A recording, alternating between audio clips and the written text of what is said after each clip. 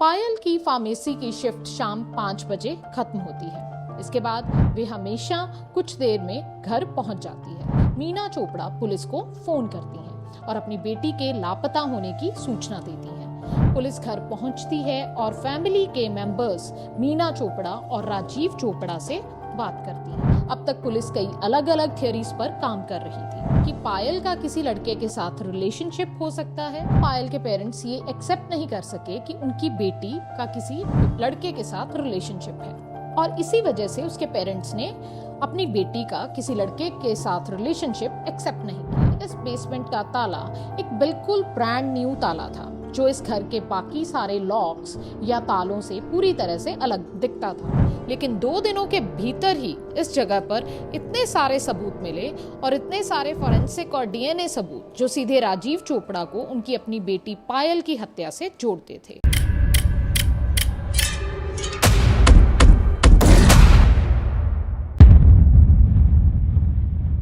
पंजाब से कनाडा तक का सफर तय करने वाला चोपड़ा परिवार 10 साल पुराना है और कई बाकी पंजाबियों की तरह उन्होंने कनाडा के ब्रैम्पटन में अपना घर बनाया। इस परिवार में 4 लोग हैं। परिवार के मुखिया हैं राजीव चोपड़ा, फिर उनकी पत्नी मीना चोपड़ा, उनकी 19 साल की बेटी पायल और उनका 10 साल का बेटा देव। चोपड़ा परिवार ब्रैम्पटन के एल्डरवुड ड्राइव पर रहता है और राजीव चोपड़ा एक घर के रेनोवेशन का बिजनेस चलाते हैं। उनकी पत्नी मीना एक डे केयर में पार्ट टाइम काम करती है। उनकी 19 साल की बेटी पायल अपनी पढ़ाई के साथ साथ शाम को एक फार्मेसी में रूटीन शिफ्ट में काम करती है। कई अन्य परिवारों की तरह ये एक सामान्य परिवार है और उनकी ज़िंदगी एक नॉर्मल फैमिली की तरह चलती जा रही है। लेकिन आखिरकार एक दिन ऐसा आता है जब उनकी नॉर्मल जिंदगी पूरी तरह से बदल जाती है। पायल की फार्मेसी की शिफ्ट शाम 5 बजे खत्म होती है। इसके बाद वे हमेशा कुछ देर में घर पहुंच जाती है। लेकिन उस अनफॉर्चुनेट दिन पर पायल लंबे समय तक घर नहीं लौटती। उनके पेरेंट्स पूरी रात उसका इंतज़ार करते हैं, लेकिन जब अगली सुबह आती है तो उन्हें पता लगता है कि अब उन्हें पुलिस को बुलाना चाहिए क्योंकि उनकी बेटी पूरी रात घर नहीं लौटी। शायद पायल के साथ कुछ हुआ हो। अगली सुबह लगभग 7:30 बजे मीना चोपड़ा पुलिस को फ़ोन करती हैं और अपनी बेटी के लापता होने की सूचना देती हैं। पुलिस घर पहुंचती है और फैमिली के मेंबर्स मीना चोपड़ा और राजीव चोपड़ा से बात करती हैं क्योंकि पायल उस एज में है जहां यंगस्टर्स अपने पेरेंट्स से बहुत सारे राज छुपाते हैं। सबसे पहले पेरेंट्स से पायल के बॉयफ्रेंड के बारे में पूछा जाता है। राजीव चोपड़ा और मीना दोनों ही इससे इनकार करते हैं। वे कहते हैं कि उन्हें पायल की पर्सनल जिंदगी या निजी जिंदगी के बारे में ज़्यादा जानकारी नहीं है।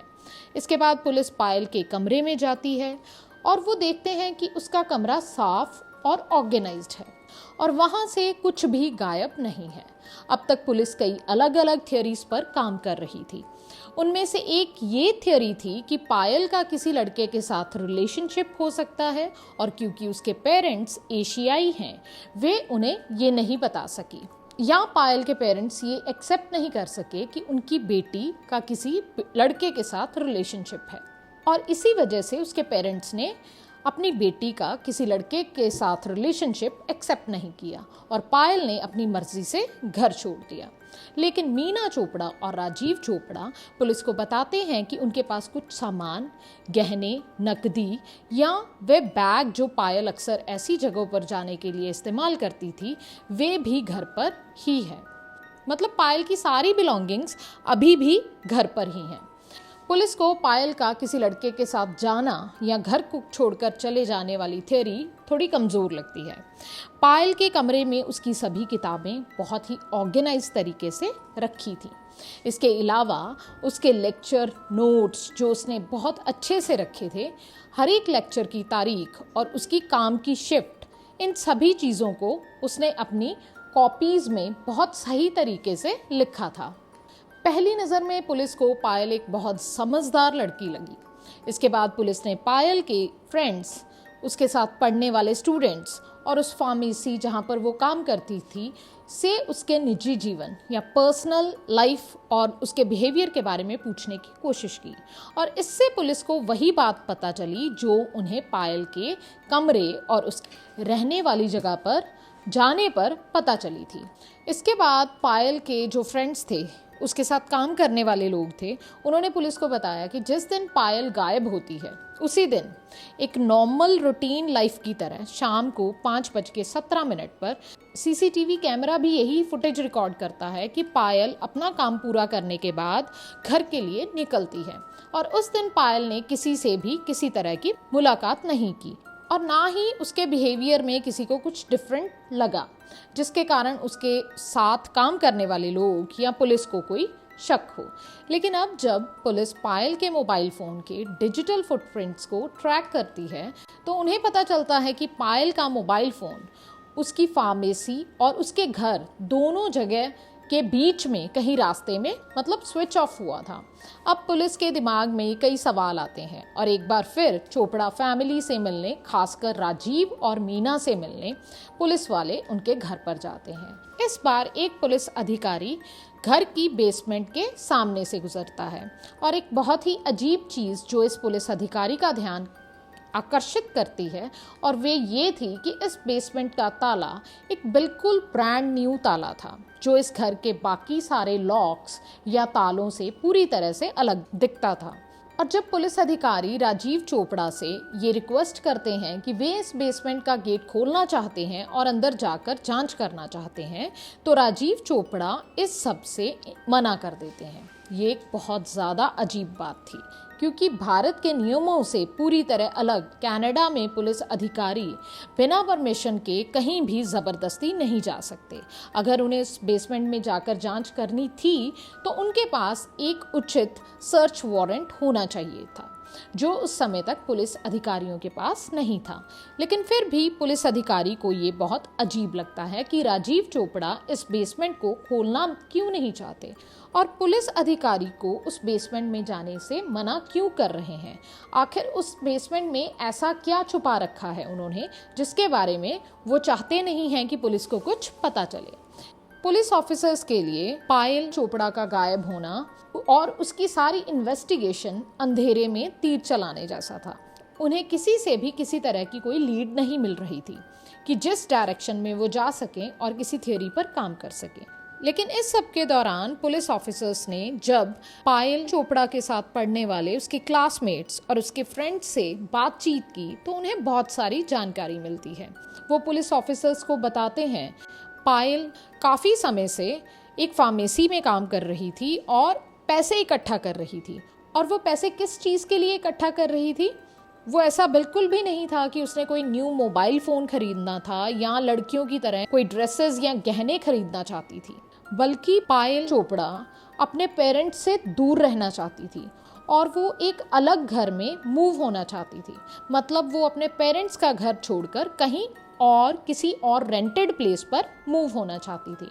ये जानकारी पुलिस ऑफिसर्स के लिए बहुत ज़्यादा इम्पॉर्टेंट थी।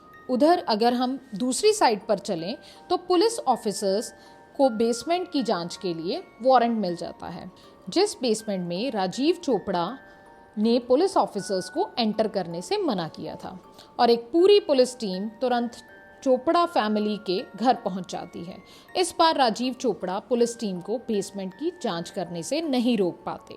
जब पुलिस टीम बेसमेंट में पहुंचती है तो वे सबसे पहले एक तरफ एक अलमीरा देखते हैं। जब अलमीरा खोली जाती है तो पुलिस अधिकारी एक कारपेट देखते हैं। जब इस कारपेट को खोला जाता है तो एक उचित जांच की जाती है। कालीन पर बहुत सारे खून के धब्बे मिलते हैं। इसके बाद जब एक फॉरेंसिक जांच की जाती है तो पता चलता है कि ये खून के धब्बे रियलिटी में किसी ह्यूमन बीइंग के खून के धब्बे हैं। और इस कारपेट से पुलिस ऑफिसर्स को एक बहुत लंबा बाल भी मिलता है। थोड़ी और जांच के बाद पुलिस ऑफिसर्स को यहाँ एक गार्बेज बैग भी मिलता है जिसमें उन्हें पायल की फार्मेसी की यूनिफॉर्म मिलती है, जिस पर उसका नाम टैग अभी भी लगा हुआ था। और इसी के साथ ही उन्हें उस बैग से पायल का यूज़ किया हुआ लाइफ जैकेट और एक फटा हुआ स्कार्फ मिलता है जो उसने अपनी मृत्यु वाले दिन पहना था, जो कि हम सीसीटीवी फुटेज में देख सकते हैं। क्योंकि आपको मैं पहले ही बता चुकी हूँ कि जब वो फार्मेसी से उस दिन अपना काम ख़त्म करके निकली थी तो उसने वही स्कार्फ, वही यूनिफॉर्म और वही डिटेल वाले सारे कपड़े पहने थे जो कि राजेश चोपड़ा की बेसमेंट में था। इसके बाद धीरे धीरे बाकी चीज़ें सामने आती हैं। पायल का पर्स, पायल का आईडी कार्ड और आखिर में पायल का मोबाइल फ़ोन, जो कि उस समय बंद था। जब इस मोबाइल फ़ोन को फोरेंसिक एक्सपर्ट्स द्वारा जांचा जाता है तो उन्हें ये पता चलता है कि इस मोबाइल फ़ोन को मैनुअली बंद किया गया था, ना कि वो अपने आप बंद हो गया था या किसी बैटरी की वजह से वो बंद हो गया था। इस बेसमेंट रूम में ये सब कुछ मिलने के बाद पुलिस अधिकारी इसे एक अपराध स्थल घोषित करते हैं, एक क्राइम सीन घोषित करते हैं और सारी क्राइम सीन वाली स्ट्रिप्स लगाकर उसे सील कर देते हैं। इसके बाद वे राजीव चोपड़ा की ओर रुख करते हैं, क्योंकि अब उनके पास बहुत सारे क्वेश्चंस थे जिनके जवाब वे राजीव चोपड़ा से चाहते थे। और इसके बाद पुलिस ऑफिसर्स राजीव चोपड़ा से कहते हैं कि हम आपको हिरासत में ले रहे हैं, क्योंकि कनाडा कानून के अनुसार जब पुलिस को किसी पर स्ट्रॉन्ग डाउट होता है तो उसके बाद पुलिस उसे कुछ घंटों के लिए हिरासत में लेकर उससे सवाल जवाब कर सकती है, जिसे बोला जाता है कि पुलिस ने उन्हें डिटेन किया। और इसके बाद पुलिस ऑफिसर्स राजीव चोपड़ा को अपने पुलिस स्टेशन ले जाते हैं।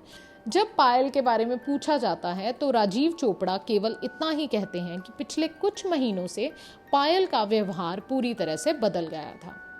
शायद वे किसी लड़के के साथ रिलेशनशिप में थी, लेकिन उसने हमसे बात करना बंद कर दिया था और हमारे साथ खाना खाना भी बंद कर दिया था। और मुझे ये भी पता चला कि वे घर से बाहर जाना चाहती थी, मतलब वो किसी और प्रॉपर्टी में मूव होना चाहती थी। लेकिन उस दिन उस बेसमेंट में मिली सारी चीज़ें, वे यूनिफॉर्म जो पायल उस दिन पहने हुए थी, उसका मोबाइल फ़ोन और उसका कारपेट पर खून के धब्बे होना, इन सभी चीज़ों के बारे में राजीव चोपड़ा बिल्कुल चुप रहते हैं। पुलिस वाले बार बार इन चीज़ों के बारे में सवाल पूछते हैं, लेकिन राजीव चोपड़ा अपना मुंह नहीं खोलते। वे ना तो हाँ में कोई जवाब देते हैं और ना ही ना में देते हैं। और दूसरी तरफ कुछ पुलिस के मेंबर्स पायल की माँ मीना चोपड़ा को उनके घर पर मिलने जाते हैं और वहाँ मीना चोपड़ा ये एक्सेप्ट करती हैं कि पिछले कुछ महीनों से घर का माहौल अच्छा नहीं था। पिता और बेटी में बहुत ज़्यादा झगड़े हो रहे थे। राजीव चोपड़ा पिछले कुछ महीनों से पायल के प्रति बहुत ज़्यादा डाउटफुल बिहेवियर रख रहे थे। कई बार पायल का फ़ोन चेक किया जाता था, पायल से उसके फ्रेंड्स का डिटेल्ड एक्सप्लेनेशन मांगा जाता था, पायल को बार बार इन चीज़ों के बारे में पूछा जाता था। और इन सभी चीज़ों के कारण पायल ने बाकी परिवार के मेंबर्स, खासकर अपने पिता राजीव चोपड़ा से बात करना बिल्कुल बंद कर दिया था। और इसके बाद एक दिन पायल ने अपनी माँ मीना चोपड़ा को ये भी बताया था कि वो अपना घर छोड़कर किसी दूर रेंटेड प्लेस पर मूव होना चाहती है। और मीना चोपड़ा के बयानों के अनुसार पायल ने मीना चोपड़ा को मना किया था कि ये सारी बातें वो उसके पिता को ना बताएं। पायल ने कहा था कि अगर मीना चोपड़ा ने ये सारी बातें उसके पिता को बताई तो उसके पिता उसको मार भी सकते हैं। इसके बाद एक दिन पायल ने ब्रैम्पटन के बाहर एक यूनिवर्सिटी से अपनी आगे की पढ़ाई के लिए, स्कॉलरशिप के लिए एक एप्लीकेशन भेजा था, एक ऑनलाइन एप्लीकेशन भी भेजा था। लेकिन राजीव चोपड़ा ने पायल का बहुत डटकर इस बात में विरोध किया और इन सभी बातों से घर में लड़ाई शुरू हो गई। लेकिन पायल के गुम होने वाली रात मीना बताती हैं कि उनके घर में बहुत ज़बरदस्त लड़ाई हुई। लेकिन जब वे लड़ रहे थे, मतलब पायल और राजीव चोपड़ा आपस में बहस कर रहे थे, तो मीना चोपड़ा कहती हैं कि वो अपने कमरे में थी और मुझे बाहर कुछ भी दिखाई नहीं दे रहा था। और मुझे लगा कि जैसा कि अक्सर लड़ाई झगड़ा बाप और बेटी में होता ही रहता है, तो ऐसा हुआ होगा कि पायल गुस्से में आकर अपने कमरे में चली गई होगी। अगली सुबह जब मैं उठी और उसके कमरे में गई तो मुझे पहली बात ये पता चली कि पायल घर पर नहीं थी। लेकिन जब पुलिस पहली बार चोपड़ा परिवार के पास पहुंचती है, उस दिन उनके दिमाग में एक ऐसी लड़की थी जो अभी तक अपने घर नहीं पहुंची थी। लेकिन अगले कुछ दिनों में स्थिति और पुलिस के दिमाग में खासकर राजीव चोपड़ा की छवि पूरी तरह से बदल जाती है और एक बार फिर उन्होंने पूरे घर की अच्छी तरह से तलाशी ली और इस बार उन्हें एक डायरी मिली। उस पर कोई तारीख नहीं लिखी हुई थी, लेकिन उस पर पायल चोपड़ा ने अपने सारे विचार या कई अन्य इमोशंस लिखे हुए थे और उन सभी में वही बात जो उसकी माँ मीना चोपड़ा ने कुछ देर पहले पुलिस ऑफिसर्स को बताई थी कि उसका रिलेशन अपने फादर के साथ इतना ज़्यादा बिगड़ रहा है, वो भी सारा कुछ डायरी में मेंशन्ड था। पायल ने ये पूरा डिटेल में लिखा था कि वो कैसे अपने फादर का घर छोड़कर कहीं दूसरी जगह पर रहना चाहती है क्योंकि उसे अपने फादर से बहुत ज़्यादा डर लगता है। ये सारी डिटेल्स पुलिस का माइंडसेट और ज़्यादा क्लियर कर देती है। अब एक और रिपोर्ट जो इस केस को और ज़्यादा क्लियर करती है वो ये था कि कारपेट पर जो ब्लड स्पॉट्स पाए गए वो पायल चोपड़ा से मैच करते थे, मतलब वो डीएनए मिलता था। मतलब ये निकलता था कि वो जो ब्लड स्पॉट्स थे वो पायल चोपड़ा के ही थे। पायल की अपने हाथों से लिखी डायरी और वही यूनिफॉर्म जो इसके गायब होने के आखिरी दिन मिली थी राजीव चोपड़ा के अपने घर में बेसमेंट में मिली थी, जहां राजीव चोपड़ा के बिना परिवार का कोई बाकी सदस्य नहीं जा सकता था। लेकिन क्योंकि कनाडा भारत जैसा नहीं है, पुलिस बिना सबूत के अपने केस को कोर्ट में पेश नहीं करना चाहती थी क्योंकि वहां पर उनका केस बिल्कुल ही कमजोर हो जाएगा। इसी कारण से पुलिस अभी भी कुछ और चीजें करना चाहती है और वे इस मामले को किसी न किसी तरह से हल करना चाहते थे और इसके साथ ही वे किसी न किसी मैजिक या चमत्कार का इंतजार कर रहे थे और आखिरकार ये चमत्कार हुआ। अब पुलिस ने अपना अगला स्टेप फाइनलाइज किया। उन्होंने सोचा कि क्यों ना पूरी चोपड़ा परिवार या उनकी फैमिली पर नज़र रखी जाए कि आखिर वो करते क्या हैं, कि अपने आप कोई वो ऐसा क्लू देंगे जिससे पुलिस उनको दबोच पाएगी या पुलिस राजीव चोपड़ा को गिरफ्तार कर पाएगी। वे देखना चाहते थे कि उनकी गतिविधियां क्या थी उस सारी फैमिली की और वे पूरा दिन क्या क्या रूटीन फॉलो करते हैं। पुलिस को पता चलता है कि राजीव और मीना बहुत ज्यादा प्रेशर में थे। पुलिस ने उन दोनों के पीछे पुलिस के जासूस छोड़ दिए थे, खासकर उनकी डेली एक्टिविटीज पर नजर रखने के लिए। और उन जासूसों ने पुलिस को बताया कि मीना पूरी रात अपने कमरे में रहती थी। अब पुलिस और इन्फॉर्मेशन निकलवाने के लिए राजीव और मीना चोपड़ा के ऊपर नजर रखवाती है। राजीव और मीना के परिवार की सारी गतिविधियों पर नजर रखी जाती है।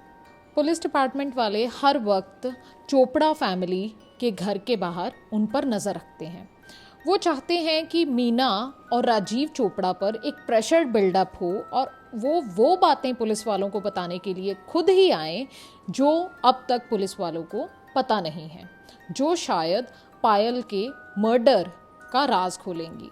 इसी से मीना और राजीव चोपड़ा पर एक मेंटल प्रेशर और साइकोलॉजिकल प्रेशर बनता जाता है। इमोशनल लेवल पर वो लोग शायद कहीं ना कहीं पर ब्रेक डाउन होंगे, ये पुलिस वालों की उम्मीद थी और पुलिस वालों की उम्मीद पूरी होती है।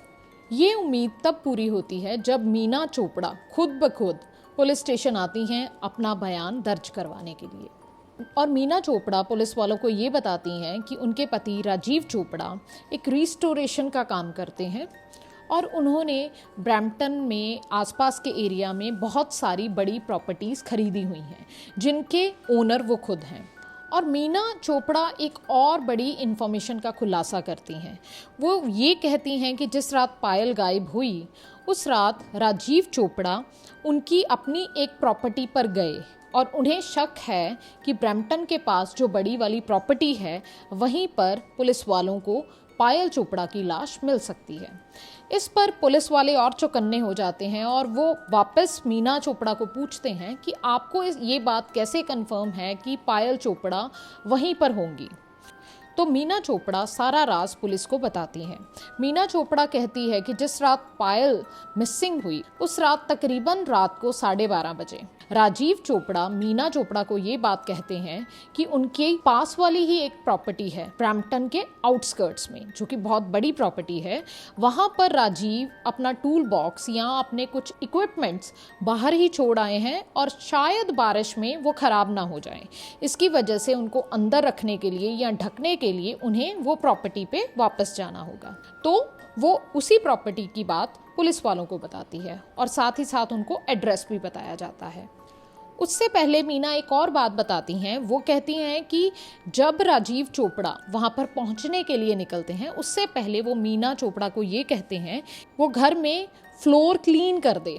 तो मीना चोपड़ा ये पूछती हैं कि ये फ्लोर पर धब्बे क्यों दिख रहे हैं जो क्लीन करने की आप बात कर रहे हो। तो राजीव चोपड़ा ये कहते हैं कि यहाँ पर कुछ पेंट गिर गया जिसके मामूली से लाल रंग के धब्बे यहाँ पर गिर गए। मीना चोपड़ा खुद क्लीन करती हैं।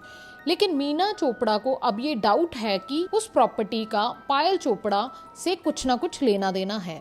और वो प्रॉपर्टी जिसकी मीना चोपड़ा बात कर रही हैं, वो प्रॉपर्टी है ब्रैम्पटन के आउटस्कर्ट्स में, कैलेटन में। पुलिस वहाँ पर सर्च वारंट लेके जाती है अपनी बहुत बड़ी टीम के साथ, और वहाँ पर वो जाकर देखते हैं कि वो एक बहुत ही बंजर और वीरान इलाका है। वहाँ पर ना तो कोई सीसीटीवी कैमरा है और ना ही कोई लोगों की हलचल उन्हें दिखाई देती है। लेकिन फिर भी अपना पूरे समय लगा करके पुलिस की पूरी टीम उस एरिया की छानबीन करती है। उन्हें वो चीज़ मिलती है जो चीज़ वो ढूंढने आए थे, जिस बात का उन्हें बहुत डर था, और वो थी पायल चोपड़ा की लाश।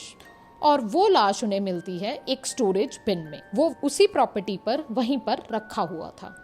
और पुलिस के मुताबिक किसी भी हत्यारे के लिए ये बहुत ही सूटेबल प्लेस थी जहां पर किसी बॉडी को डंप किया जा सकता था। फॉरेंसिक टीम ने पायल का शव ढूंढ लिया और सर्च टीम ने पूरे एरिया को घेर लिया और पूरे एरिया को सील कर दिया गया। यहाँ एक बड़े पैमाने पर सर्च ऑपरेशन शुरू किया गया। यहाँ पर कई प्रकार के अलग अलग सबूत मिलते हैं।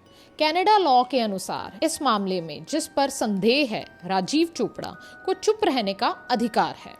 अगले 2 दिनों तक राजीव चोपड़ा ने अपने इस अधिकार का ठीक से उपयोग किया, लेकिन 2 दिनों के भीतर ही इस जगह पर इतने सारे सबूत मिले और इतने सारे फॉरेंसिक और डीएनए सबूत जो सीधे राजीव चोपड़ा को उनकी अपनी बेटी पायल की हत्या से जोड़ते थे। 2 दिनों के बाद जब राजीव चोपड़ा के सामने सबूतों का एक बड़ा भंडार रख दिया जाता है, तो आखिरकार राजीव चोपड़ा अपना मुंह खोलते हैं और अपने अपराध को स्वीकार करते हैं। लेकिन ये स्वीकारता बिना किसी पछतावे की आती है। उन्हें किसी भी बात का रिग्रेट नहीं था कि उन्होंने अपनी ही बेटी का कत्ल किया था। इसके ऑपोजिट वे अपनी बेटी पायल को इस पूरे अपराध के लिए रिस्पॉन्सिबल ठहराते हैं। फिर राजीव चोपड़ा ने पुलिस को बताया कि उनका पायल को मारने का कोई भी इरादा नहीं था, ये अनइंटेंशनल एक्ट था।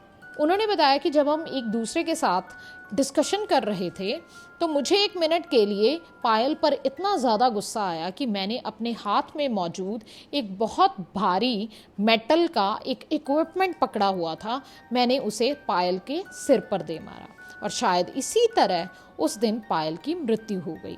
इसके बाद राजीव चोपड़ा कई मिनटों तक पायल के बेजान शरीर के पास खड़े रहे, उलझन में कि क्या उन्हें एम्बुलेंस बुलानी चाहिए या पुलिस को बुलाना चाहिए या यहाँ से भाग जाना चाहिए। लेकिन रियलिटी में उन्होंने इन तीनों में से कुछ भी नहीं किया। इसके बाद उन्होंने अपने ही बेटी को खंजर से मारने की योजना बनाई और वही अपराध किया जो उन्होंने आज कबूलना था। और इस हमले के साथ ही पायल के सिर से थोड़ी मात्रा में खून बहा, जिसे राजीव ने बाद में मीना को साफ करने के लिए कहा। लेकिन जब तक राजीव आधी रात को मीना के कमरे में जाते हैं और मीना को फर्श साफ करने के लिए कहते हैं, राजीव कहते हैं कि उसने तब तक पायल के शरीर को अपनी कार में रख दिया था और इसलिए मीना को उस समय इस बारे में कोई शक नहीं हुआ था। इसके बाद राजीव ने ये भी एक्सेप्ट किया कि पायल के फ़ोन को और कोई भी स्विच ऑफ करने वाला नहीं था, बल्कि उन्होंने खुद वो फ़ोन स्विच ऑफ किया था। इसके बाद अदालत की कार्रवाई में अदालत राजीव को अपनी ही बेटी की हत्या के लिए 2री degree means 2nd degree murder का दोषी पाती है। हालांकि बाकी कोर्ट में मौजूद लोगों का दावा था कि राजीव को 1st डिग्री मर्डर की हत्या का दोषी साबित किया जा सकता था, क्योंकि ये साबित हो गया था कि राजीव ने पायल को कोई प्री प्लान्ड योजना के तहत नहीं मारा था, बल्कि ये एक ऑन द स्पॉट उनका रिएक्शन था जिससे पायल की मौत हुई, जिसे हम अंग्रेजी में कहते हैं फिट ऑफ रेज, कि कोई अचानक गुस्से में आकर हमला कर देता है और ये सिचुएशनल या सर्कमस्टेंशियल होता है। इसके कारण राजीव को 2nd डिग्री मर्डर का दोषी पाया गया। इसके बाद पायल की मां मीना चोपड़ा की बारी आती है। स्टार्टिंग में तो मीना चोपड़ा ने पुलिस से झूठ बोला उन्होंने अपराध स्थल के बारे में, अपराध वाले एरिया के बारे में बताने में बहुत समय लिया, जैसा कि उन्हें पहले से पता था। और उन्होंने कुछ चीज़ें पुलिस से छिपाई, जो कि उन्होंने स्टार्टिंग में किया था, लेकिन बाद में वही चीज़ें उन्होंने पुलिस को खुद बताई। हम ये भी कह सकते हैं कि मीना चोपड़ा इस हत्या की पूरी तरह से दोषी नहीं है, लेकिन कुछ हद तक तो वो दोषी हैं। लेकिन क्योंकि पुलिस को बाद में जो हेल्प मिली वो मीना चोपड़ा की तरफ से ही मिली, उन्होंने जो किरदार अपना इस केस को सुलझाने के लिए निभाया उसकी वजह से, और उनका एक 10 साल का बच्चा देव भी था, इसकी वजह से, उसकी देखभाल करने वाला कोई नहीं था। इन सब फैक्ट्स की वजह से पुलिस ने मीना चोपड़ा को किसी भी तरह में इस केस में इन्वॉल्व नहीं किया। इस वजह से अदालत मीना चोपड़ा के साथ बहुत ही नर्म रही और उन्हें किसी भी तरह की सज़ा नहीं दी गई। पायल इस दुनिया को छोड़कर चली गई और राजीव चोपड़ा अपनी ही बेटी की हत्या के लिए जेल चले गए। इसके बाद मीना चोपड़ा और उनके 10 साल के बेटे देव एल्डरवुड ड्राइव परिवार कभी अपने घर नहीं लौटे। 10 साल के देव पर इस पूरी घटना का बहुत बुरा प्रभाव पड़ा। कई हफ्तों बाद वे किसी से भी बात करना बंद कर देता है। इसके बाद देव के लिए एक काउंसलर नियुक्त किया जाता है जो बच्चों की साइकोलॉजिकल कंडीशन का अध्ययन करने में एक्सपर्ट है, और इन सेशंस के साथ देव थोड़ा बहुत नॉर्मलाइज होने लगता है और धीरे धीरे देव की जिंदगी अपनी सामान्य गति से आगे बढ़ने लगती है।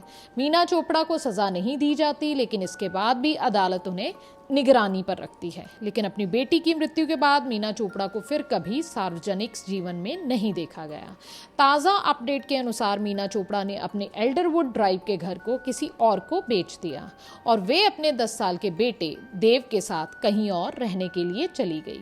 तो ये थी एक हंसते खेलते परिवार की कहानी, जिसमें एक गलती के कारण उनका जीवन अस्त व्यस्त हो जाता है। केवल एक व्यक्ति का अहंकार और उसकी ईगो पूरी तरह से फैमिली को ख़त्म कर देती है। ये उन लोगों की कहानियां हैं जो एक समाज से निकलकर कनाडा के एक वेस्टर्नाइज्ड फैमिली में जाते हैं, लेकिन वहाँ के तौर तरीकों के अनुसार खुद को ढाल नहीं सकते। उनकी मेंटालिटी बिल्कुल एशियन और थोड़ी कंजर्वेटिव रहती है। लेकिन ये केवल उनकी अपनी गलती नहीं थी, बल्कि पूरे परिवार ने इस बात की कीमत अदा की थी। अब वीडियो यहीं पर ख़त्म होता है और मैं आपसे मिलूंगी कल किसी और वीडियो के साथ, किसी और कहानी के साथ।